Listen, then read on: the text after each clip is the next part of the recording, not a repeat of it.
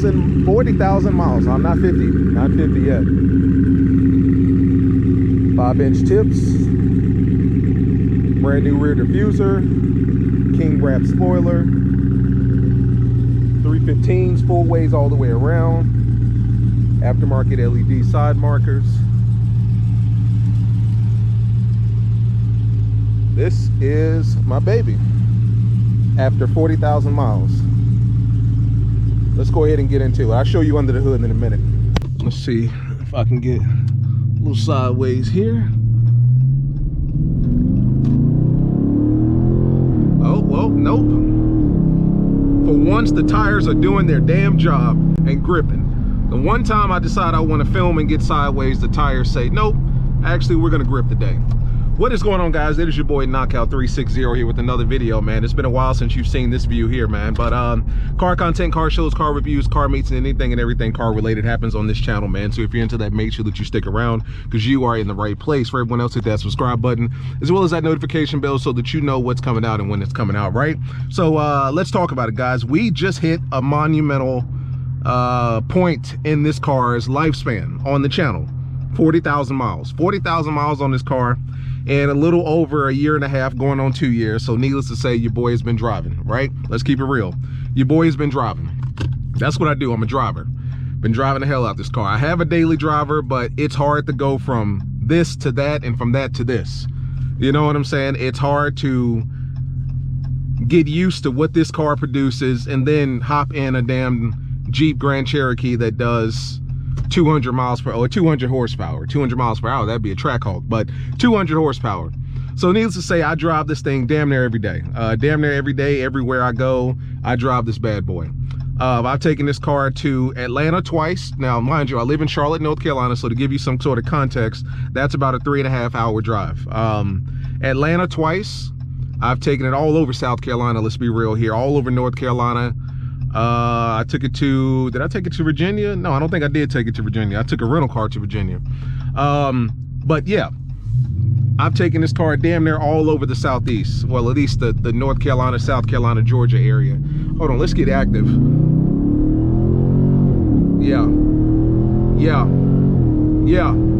Let's get real active. Yeah. Shh, let me slow down. That guy looking at me like, what? So that's why I can't drive anything else but this. For some reason, I just need, you know, whenever I see open road like that, I just got to go. So that's why I can't drive anything else. But 40,000 miles, Dodge Charger wide body Scat pack. Let's talk about it. Look at the Scat right there in the green, Go Mango, or not Go Mango, F8 green. So let's talk about it. How has it been? Let's start. I wrote down some points that I want to hit here. Let's hit performance, interior, exterior, cost of maintenance, cost of gas. Those two kind of go hand in hand, modifications, and then what the future holds. So performance thus far. When I initially bought this car, I detailed and documented this, so you guys are well aware I had issues with the clicking. I had issues with the clicking of the wheels, which a lot of people had in 2020 when they bought their first wide bodies. And I'm assuming that was a manufacturer error, simply because this was the first year that I bought my car was the first year that Dodge actually produced the wide body Charger. So I'm assuming that was inherent of just kind of the first year of owning a wide body Charger. It was clicking. So whenever I would slow down and turn the wheel left or right, you would hear clicking in the front wheels. It didn't affect the performance of the car at all. I was still able to, you know, get up and go do what I do, throw on brakes, turn hard, the whole nine. But it was an audible clicking noise coming from the front rotors. And I took it to Dodge back and forth. I ended up going back and forth to them probably 3 times. And they cleaned the rotors, they replaced the rotors, they gave me new bearings, and none of that stuff worked, but over time it just went away. So it was literally a situation of just driving in. And after about 5,000 miles, that sound disappeared. And like I said, I took it to Dodge 2 or 3 times back and forth, and the clicking sound just went away on its own. So that was the only issue that I actually had with this car, literally. Everything else has been smooth sailing. Performance-wise, it has been a beast. We cut the pipes, we cut the resonators off, threw on some Dynamax to give it a little deeper growl. What else did we do? Got rid of the rear spoiler, put a new one on there. rear diffuser, cold air intake, oil, catch can, small stuff. Bigger tires, 315s all the way around, small stuff. But performance-wise, this car has excelled phenomenally, guys. I mean, I've had no issues with this car. The only issue that I've had with the car, which may be more of a driver problem than it is the car itself, is spinning, right? You're sending 500 horsepower to 2 wheels. No matter how big those wheels are, you're gonna have spinning issues. And then of course, right now, with it being wintertime, cold tires, cold streets, whole lot of spinning. So I'm not getting a lot of traction these days, but that's the only issue that I have or have had with this car as far as performance is concerned, is spinning. I've taken this car from Charlotte to Georgia, South Carolina, North Carolina, all over to the beach, the whole 9. No issues whatsoever. Gas mileage, let's be real here. Nobody buys a V8 Scat Pack for the gas mileage or because it's efficient. Let's just keep it 100. You know what you're getting when you're getting this type of car. Right now, I'm averaging about 16 miles on the dot of gas mileage. And that's after probably 3 days of being in eco mode. You know what I'm saying? You better stay in your lane. And that's after, like I said, 3 days of being in eco mode and me trying to chill. You know, and if I put this thing in track mode or my custom mode settings, I would easily be at 13, 14. I know a lot of guys that drive Scats, not even Scats, that's averaging 9 to 10 miles to the gallon. Like, they're literally at the gas station every other day, if not every single day. I took it to Atlanta, I put it in eco mode, and I damn near was in cruise control the entire time. The best gas mileage that I've ever seen in this car is about 23.4 miles to the gallon. So almost 24 miles to the gallon, which is literally just about what Dodge advertises for these cars. I think they advertise somewhere between 15 to 18, 15 in the city, 18 on the highway. And I was able to get 24, so I guess I assume I did really well, and stretched this car out to the limit. Maybe it's 22 miles to the gallon, I don't know. What was suggested by Dodge. And the only way you can do that is if you literally put it in the least aggressive setting and let the car do what it do. I put it in cruise control at about 70, eco mode, and I was able to get about 24 miles to the gallon. But as soon as I got in Atlanta, stop and go traffic, just being stupid, that quickly went down to about 17 miles to the gallon with the quickness. So needless to say, I wasn't able to keep that gas mileage up as long as I would like to. You know what I'm saying? Let's just keep it 100. But like I said, it is what it is. Performance-wise, engine, suspension, transmission, no issues whatsoever. I have beat on this thing hard, burnout, sliding, hard pulls, accelerations, drag races, the whole 9, roll races, the whole 9. You know, downshifting and manual, paddle shifting, the whole 9. No issues with the transmission whatsoever. No issues with the drivetrain. No issues with the engine whatsoever. This is a tried and true 6.4 liter Hemi. This car has been doing what it do for quite some time. And needless to say, you shouldn't have any issues with this car at all. Let's talk about the tires. So the fact of the matter is that these cars put down so much power. We're on our way to FedEx right now, actually, to drop some shit off. My Sony A7 III is messing up on me, so I got to send it to Sony. So you guys are going to be getting some GoPro vlogs for the next couple days, if not week or so. So sorry about that, but that's just how stuff goes. But tires, it does not matter how big your damn tires, guys. You're going to spin. I'm going to keep it 100 with you. These cars come naturally with 305s all the way around, 305s up front, 305s in the back. Pirelli P0s. Those tires were trash. I was burning them up like crazy. Not even when I wasn't trying. But it doesn't matter. I've got on 315s right now, full weight 315s, which have done a pretty good job. I can definitely tell I'm reaching the end of the road here, just because I'm starting to spin a lot more than I did when I initially had them. But let's see here. FedEx is right there. But the fact of the matter, so nobody's here. Well, it's 2 o'clock and I guess people are at work. But the fact remains, or the fact of the matter is that it doesn't matter how big your tires are, you're gonna have issues. So go ahead and count on that. Count on the fact that you are going to be spinning. Count on the fact that it doesn't matter how big you go, 315s, 335s, you are going to spin. You are sending 500 horsepower to 2 wheels, hoping that you get a grip, and that never works. Now, if you're on a perfectly prepped track or surface, that's a different story. That's where Dodge gets all their numbers from, is on a perfectly prepped track or surface. But in real life, that shit does not translate. You will spin. So traction is definitely an issue. Gas is an issue. But if you can factor those two things into the car, overall performance wise, I've had no issues. Let me go take this package to FedEx. I'll be right back. Squad, sorry about that, man. But yeah, more on performance. I've had no issues with this car performance wise. I mean, it is a big car. Oh yeah, listen to that. Listen to that.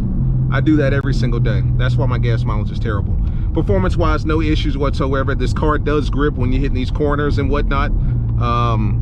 They're wide bodies, so I mean, they grip better than the narrow bodies. They sound better than the narrow bodies. I didn't know that. I wasn't aware that Dodge did something different with the 2020s as far as the Cats are concerned. So when you cut the pipes, the 2020 Scat packs and up are louder than anything prior to.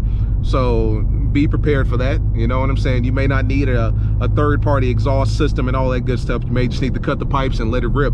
I've got 5-inch tips on the back of my car. Give it a nice little look to it. I think that the tips that come on these cars are puny because our cars are so big.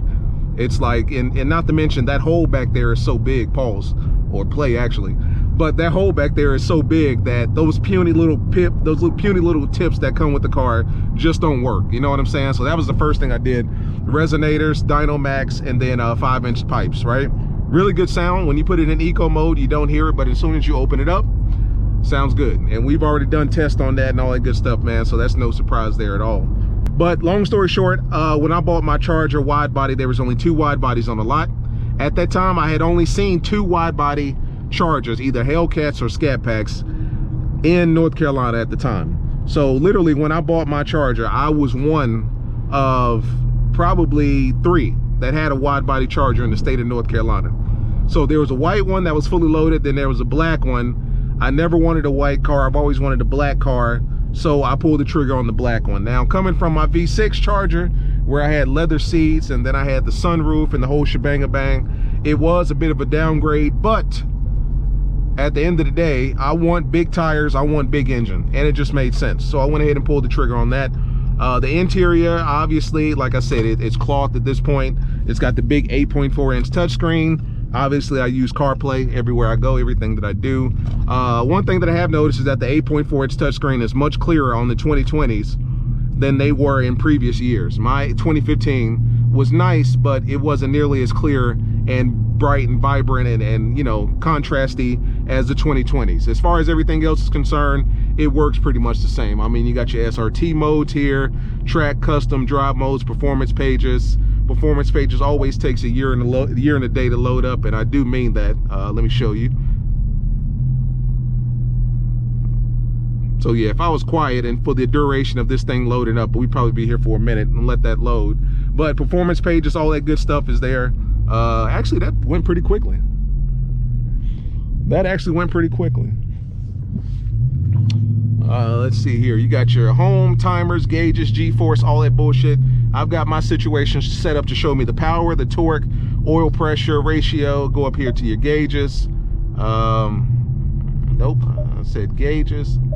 Home, yeah, here we go. Power, coolant temperature, air intake, oil temp. Cold day out there, so we're pulling in about 73 degrees here. Simple stuff, man. I mean, if you've driven a 2015 or 2016, 17, oh, if you've driven any of those cars in the past, the setup is pretty much the same, nothing different there. Let's go back to CarPlay. The interior, if you've ever driven the Charger from 2015 to 2021, they all look the damn same. I'm not even gonna bother going over the interior. They literally all look the same. Got the Scat Pack B in the seats. That's about it. And the back seat, I've got the pull out middle console for your drinks, hide some whatever you want to hide in that middle console. But so there's that. What else? Interior wise, it's all the same. As you can see, I put a little carbon fiber accent, some red shit in here. Keep it simple, but nothing too crazy. Interior is the exact same as every other Charger and Challenger you've seen for the past 6 years. So let's not sit there. I'm not going to sit up here and cap like they did anything special with 2020. They didn't. Outside is concerned, that's a different story. The outside is where the fun starts. That's the wide body, right? That's where we get the 6-inch wide body fender flares to accommodate those 305s all around. That's where we get that new redesigned front end that is basically nothing but more than a Durango. Let's see here, nothing more than a Durango SRT front end that they took from the Durango and put it on the Charger. They got rid of the fog lights, so if you have a Scat or a Cat They got rid of the fog lights. For what reason, I don't know. It's not like they gave us a bigger engine that we needed more cooling or anything like that from, but they did get rid of the fog lights. There's no fog lights up front, which I'm pretty sure a lot of you guys already know the deal and the situation with that is.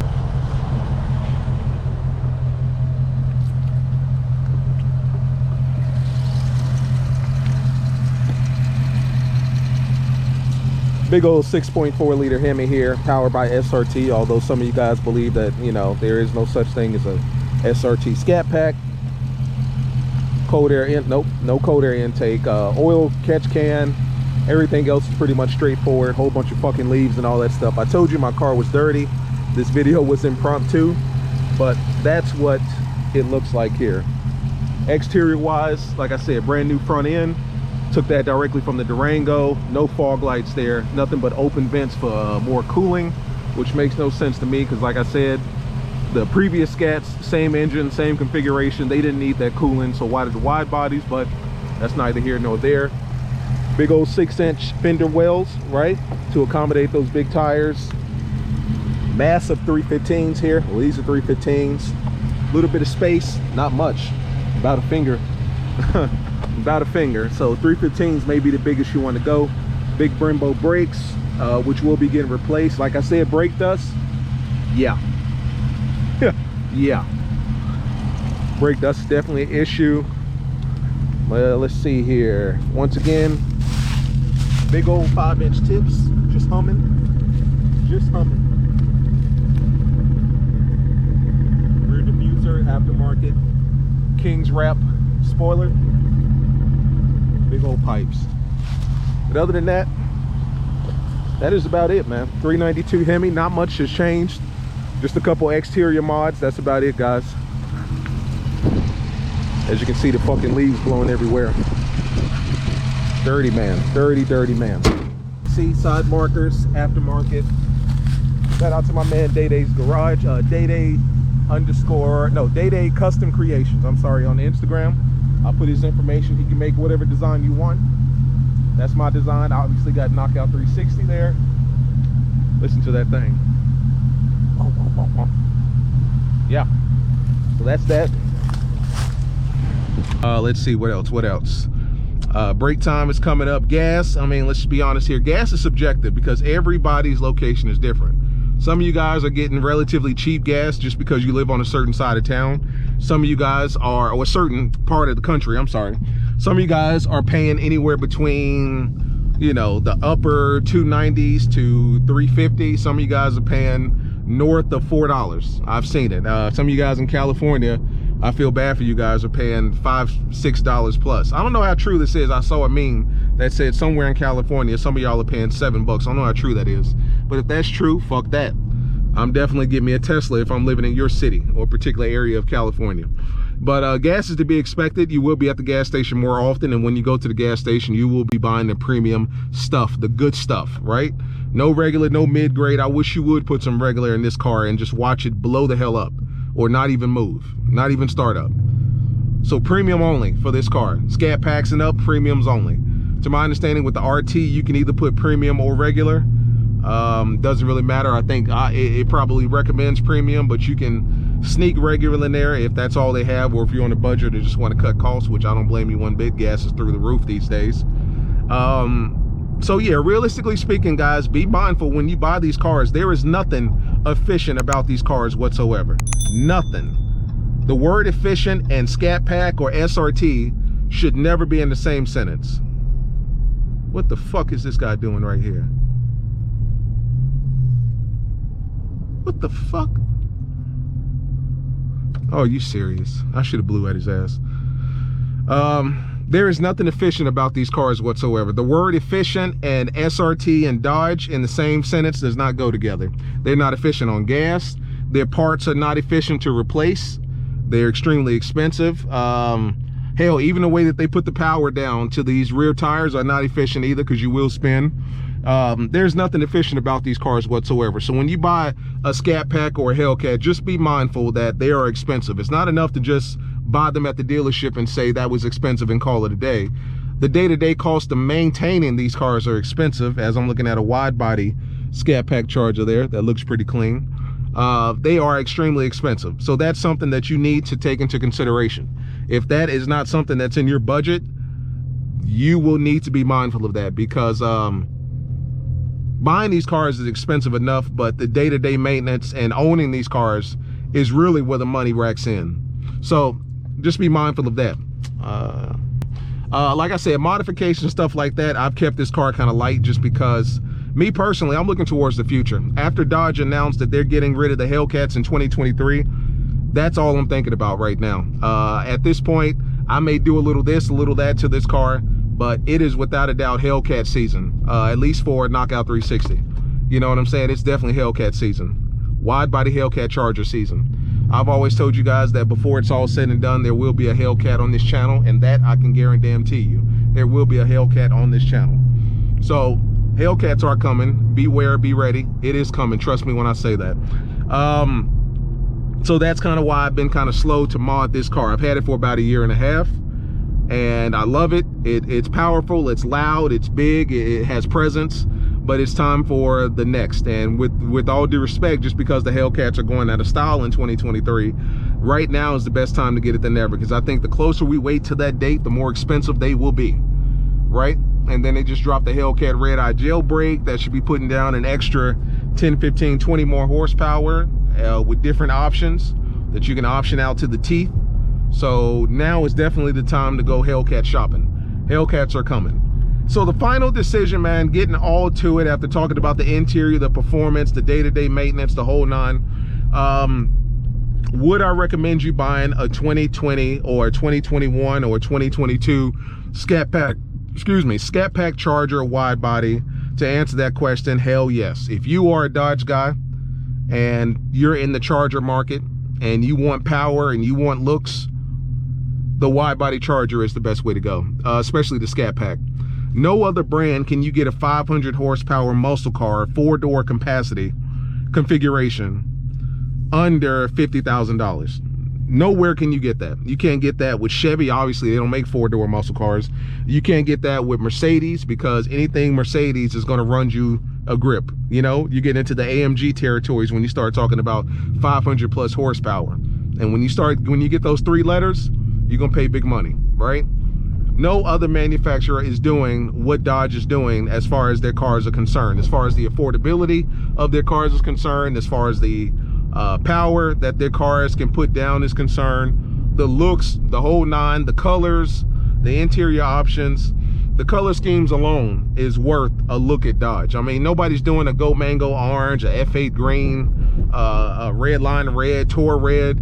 Nobody's doing that. Plum crazy purple, fucking sublime green. Nobody's doing stuff like that. Only Dodge. You know, they know what their drivers want. They want loud, boisterous, powerful cars, and they're giving you just that. So if you are in the market for a Charger, Scat Pack, wide body, I highly suggest you get one, because the fact of the matter is, guys, is we are pretty much at the end of the road as far as the big V8s are concerned. Electric cars are right around the corner if they're not already here. Tesla Plaid is smoking everything and anything that lines up next to it. Even some of the Tesla P100s and the Ds and all that shit. Those cars are smoking everything that Dodge has to offer. Hellcats, Demons, all that stuff. Or at least giving it a run for its money. It's a lot closer than it should be. For something putting down 800 plus horsepower, a Tesla being right beside you on the drag strip, that's too close if you ask me. That's a hell of a lot closer than it should be. So needless to say, the days of the big gas guzzling, loud, boisterous, powerful V8, those days are numbered, literally numbered. After 2023, all bets are off. When 2024 comes and the all-electric muscle car comes, nobody knows what's coming next. There may be no such thing as a V8 after 2024, at least in a muscle car capacity, at least from Dodge. Nobody knows. The Scat Packs may disappear, the RTs may disappear, the Hellcats are for sure disappearing, but everything in between, nobody knows. So if you are in the market for a big V8 right now, and you're looking at the Scat Pack Charger platform, I highly suggest you go and get it. You will not be disappointed. You will not be disappointed with the power. You will not be disappointed with the look and the efficiency. I mean, although this is a 500 horsepower car, this is still a 4-door car with a huge trunk, a trunk that allows you to lay down the second row of seats. I went to Home Depot and got a 65-inch TV, flat screen, put it in the trunk, laid down the back seats. I'm good to go. What the hell was that? I'm good to go. You can do so much with these cars. That's why people love them, because they're not just your Camaro or your Mustang. If you've ever sat in a Camaro, it feels like you're sitting in a electric chair. It's really tight. It's really compact. It's not comfortable at all. That's not the kind of car that you take on long trips or trips at all, to be honest with you. The trunk is big enough for a book bag and maybe a MacBook Pro. But with this, it's utilitarian as much as it is powerful and performance based. You can do so much with it.